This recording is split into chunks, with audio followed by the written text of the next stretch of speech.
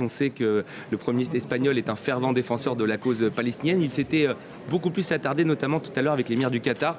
Voilà pour le détail. Ah bah évidemment, puisque on sait que Donald Trump, il adore faire des deals, aussi bien au niveau diplomatique qu'au niveau économique, et il a beaucoup plus de choses en commun, on va dire, avec certains pays du Golfe qu'avec l'Espagne, qui est l'un des pays qui est le plus fervent partisan, notamment d'une solution à deux États, de la reconnaissance de l'État de Palestine. Or, vous le savez, Donald Trump n'en parle quasiment pas dans son plan en 20 points pour la paix. C'est d'ailleurs l'un des points d'achoppement qui sera sûrement évoqué lors de cette phase 2, lors de ce sommet qui a pris donc beaucoup de retard à cause donc du retard de Donald Trump qui était attendu à Sharm el-Sheikh, mais qui là s'accélère. On sent qu'effectivement il y a une volonté d'aller très très vite pour Donald Trump, une volonté déjà de remercier toutes les parties prenantes. Il adore souligner qu'il y a énormément de gens qui seront présents aujourd'hui et de chefs d'État pour pouvoir négocier cette paix.